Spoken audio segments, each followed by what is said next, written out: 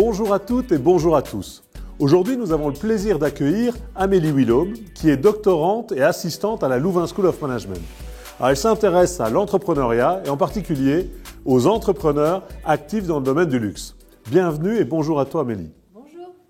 Alors aujourd'hui, cette vidéo va être consacrée à l'analyse de la chaîne de valeur et en particulier, on va s'intéresser au secteur de tout ce qui est prêt-à-porter et plus particulièrement de l'entreprise Benetton. Je vous laisse en compagnie d'Amélie. Bonjour. En effet, Benetton est une entreprise familiale fondée en 1965 et active dans le secteur de la mode. Cette entreprise compte aujourd'hui plus de 6500 points de vente et est active dans plus de 120 pays. Comme vous le savez, la chaîne de valeur représente l'ensemble des étapes qui permettent à une organisation de créer de la valeur pour le client. En examinant la chaîne de valeur d'une entreprise, vous pourrez identifier les activités qui contribuent à la création de cette valeur et celles qui n'y contribuent pas.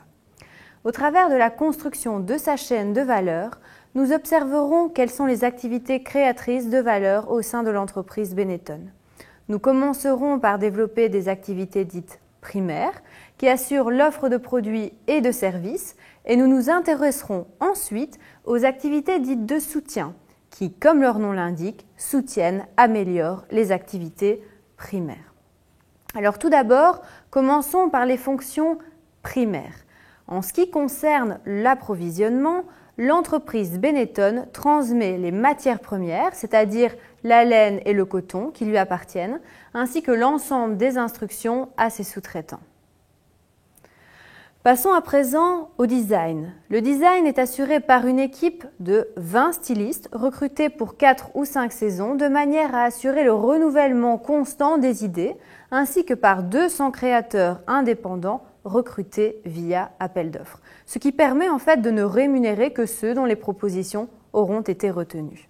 Si nous nous intéressons à présent à la conception, il est important de souligner que celle-ci est entièrement automatisée. On parle de CAO, conception assistée par ordinateur.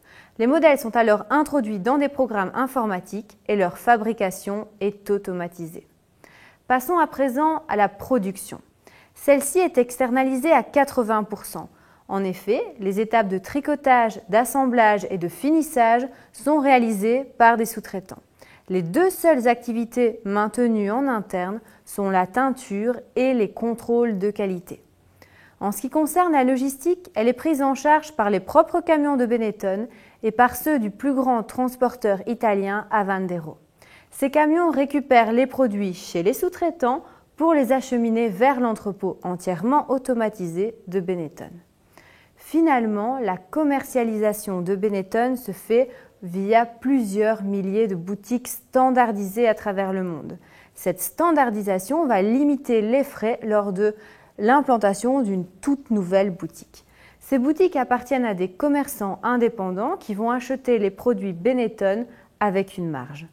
De plus, Benetton a un marketing et une communication très forts, identiques à travers le monde et longtemps assurés par le célèbre photographe Oliviero Toscani, connu pour ses photos à scandale. Maintenant que nous avons passé en revue les différentes activités primaires, nous allons nous intéresser aux fonctions dites secondaires.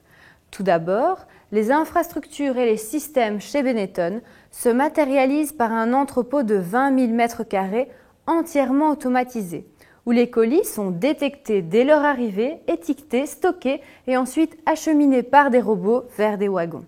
Ce système a permis à Benetton de réduire de 20% les coûts de transport et de gagner 5 jours sur l'acheminement des commandes. En ce qui concerne la gestion des ressources humaines, il est à noter que Benetton est avant tout une entreprise familiale. Les personnes recrutées, les sous-traitants ou encore les responsables de boutique sont des membres de la famille, des amis ou tout au moins des personnes originaires de la région de Trévise en Italie. Finalement, en termes de développement technologique, Benetton a développé une technologie très innovante, la teinture en plongée. Les pulls sont tricotés avec de la laine de couleur naturelle, stockés et ensuite teints au tout dernier moment en les plongeant dans un bain de colorant. Cette technique permet de fabriquer et de stocker ensuite des produits indifférenciés.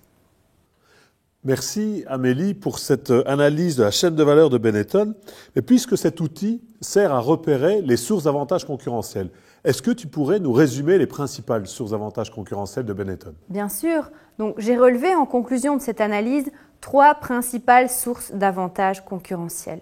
Tout d'abord, l'entrepôt automatisé qui va permettre à Benetton de livrer fréquemment de nouvelles collections dans les boutiques.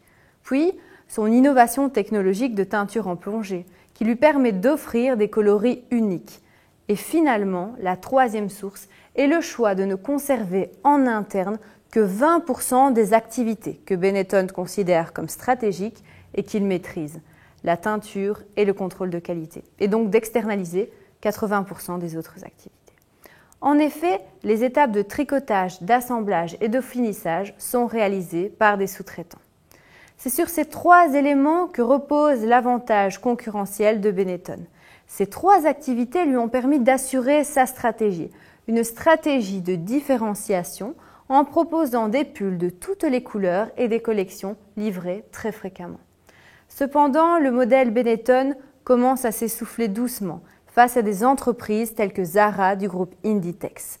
En effet, Zara a un modèle économique qui est bien plus performant et qui va lui permettre de faire entrer en boutique de nouvelles collections beaucoup plus régulièrement que ne le fait Benetton.